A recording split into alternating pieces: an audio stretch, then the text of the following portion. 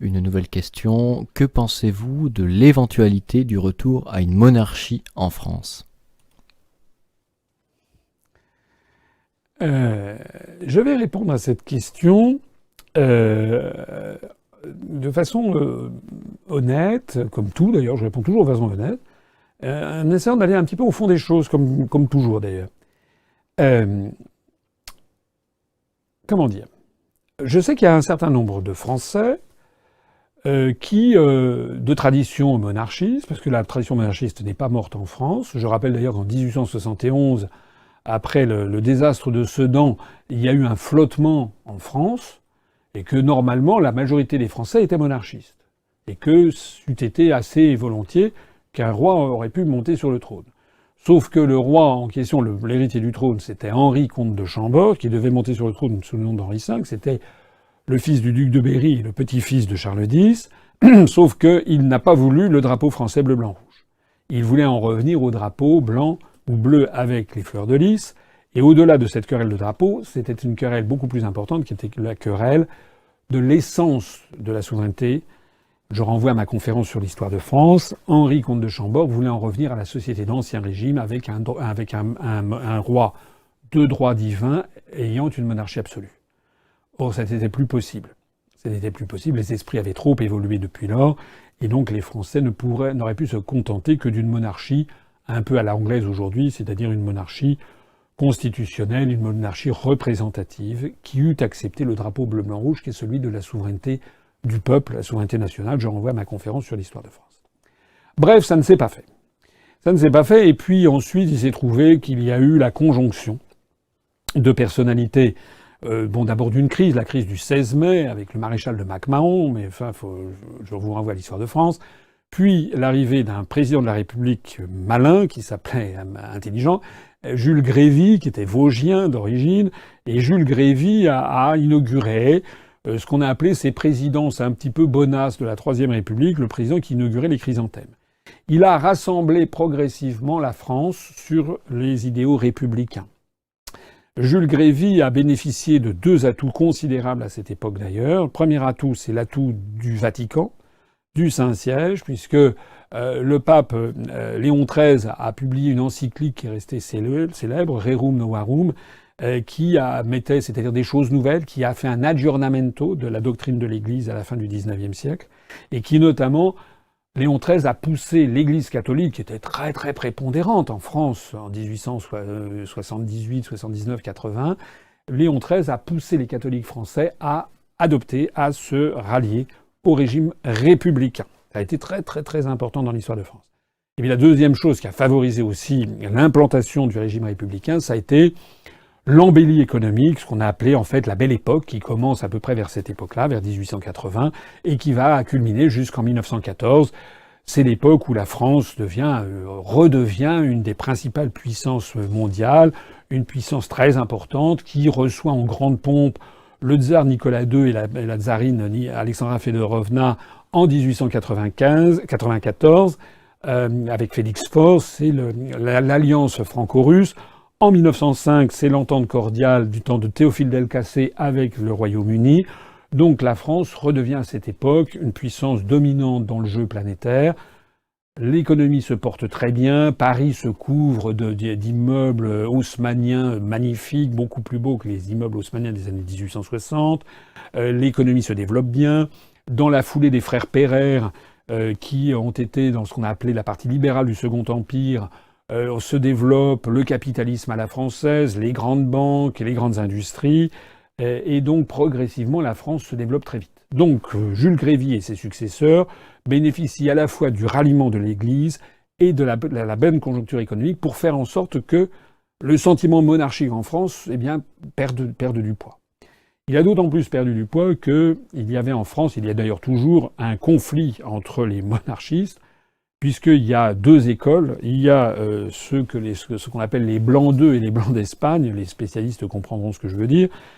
Il y a ceux qui sont partisans des descendants de Louis XIV par la voie masculine, par la primogéniture. Il se trouve que le dernier descendant de Louis XIV, par Louis XV, Louis XVI, puis Louis XVIII et Charles X, c'était donc justement Henri comte de Chambord, mais qui ne s'est pas marié et qui n'a jamais eu d'enfant. Donc cette branche est éteinte. Et comme cette branche est éteinte, c'est la branche des Orléans, qui sont les descendants du duc d'Orléans, qui s'était fait appeler Philippe Égalité, qui était le cousin de Louis XVI, puis de son fils Louis-Philippe. C'est eux qui sont les partis, l'actuel héritier du trône, c'est le comte de Paris, voilà, qui est le descendant des orléanistes. Sauf que les légitimistes, comme on les appelle, refusent que les orléanistes montent sur le trône au motif que le duc d'Orléans, le cousin de Louis XVI, a voté la mort du roi le 20 janvier 1793, et depuis lors, ils estiment que toute sa descendance est sacrilège et ne peut pas monter sur le trône de France. Donc les légitimistes, eux, sont en faveur d'un autre prétendant au trône, qui est un descendant de Philippe d'Espagne, qui est le petit-fils de Louis XIV, qui est la branche Bourbon d'Espagne. Sauf que les légitimistes, les orléanistes, excusez-moi, refusent la légitimité de ces Bourbons d'Espagne, qui eux, ils sont partisans de celui qu'on appelle Louis XX, que vous connaissez, vous avez peut-être vu dans les magazines style Closer ou Gala, ce Louis XX, parce que il descend justement de Philippe d'Espagne. Or, la branche des Bourbons est montée sur le trône d'Espagne en 1713, à la fin de la guerre de succession d'Espagne, par le traité d'Utrecht, qui prévoit expressément dans le droit international que les descendants de Philippe d'Espagne ne pourront jamais monter sur le trône de France. Bon, j'ai peut-être été un petit peu complexe. Pour ceux qui n'auraient pas tout suivi, allez regarder ma conférence sur l'histoire, je crois que j'en parle, je suis pas sûr, ou reprenez les ouvrages. Il faut savoir simplement que les monarchistes en France sont divisés. Déjà. Ça veut dire qu'il n'y a pas en France d'héritier du trône qui remporte l'adhésion unanime. Pour la loi française, il semble quand même que ce soit le comte de Paris, pour les raisons juridiques que j'ai précédemment évoquées, alors que les raisons théologiques invoquées par les légitimistes ne trouvent pas forcément grâce, c'est le cas de le dire, aux yeux du droit français. Donc pour le droit français, le vrai héritier du trône, en fait, c'est le comte de Paris. Mais déjà, c'est un problème, c'est que les monarchistes ne sont pas tout à fait d'accord entre eux. Ça, c'est le premier problème. Le deuxième problème, c'est que il faut tenir compte de l'évolution des esprits. L'évolution des esprits, c'est qu'au XXe siècle, progressivement, de plus en plus de Français ont rallié les principes républicains. C'était encore pas tout à fait vrai pendant l'entre-deux-guerres. L'Action française et Charles Maurras étaient très présentes. Après la Seconde Guerre mondiale, il y a quand même eu un déclin de l'idée monarchique en France, du moins des partis qui réclament une restauration monarchique. Et ça, je pense que même les monarchistes qui me suivent ne peuvent pas en convenir. C'est un fait. On a beaucoup prêté à De Gaulle l'idée de vouloir rétablir la monarchie en France, parce qu'il était lui-même originaire d'une famille catholique et monarchiste.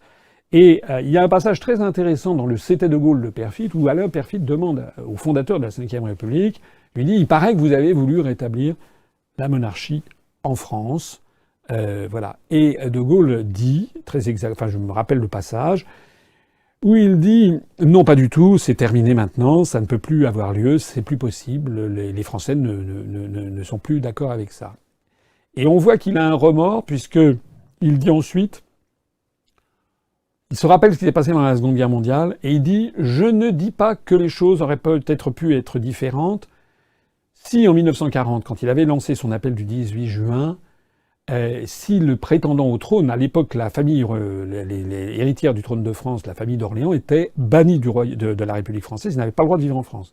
Ils vivaient au Maroc. Et De Gaulle dit que sa grosse déception lorsqu'il a lancé son appel du 18 juin, c'est que le comte de Paris, qui vivait donc au Maroc, eh bien, n'a pas rallié la France libre.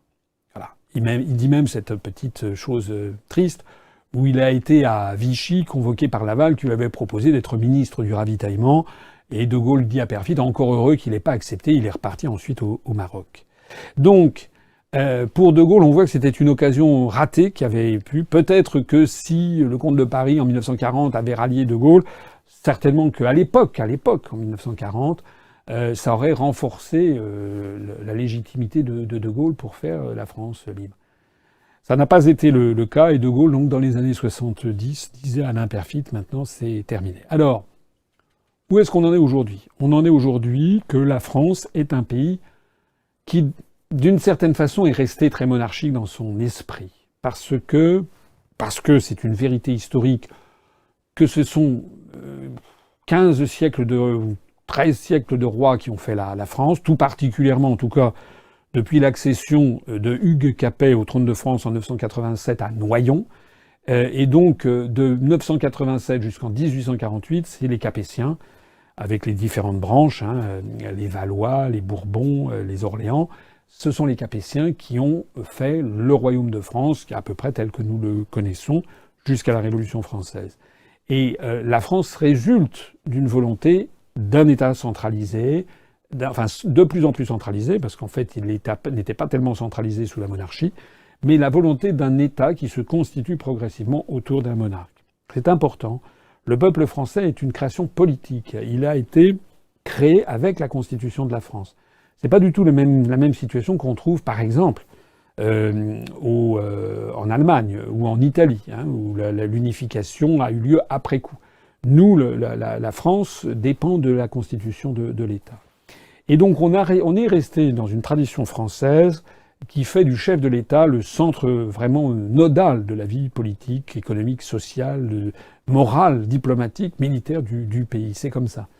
Et c'est ce que De Gaulle avait parfaitement compris dans la constitution de la Ve République. Il avait conçu une constitution qui donnait certes un très grand pouvoir au président de la République, pouvoir qui a été complètement d'ailleurs érodé, ce que ne dit pas M. Mélenchon.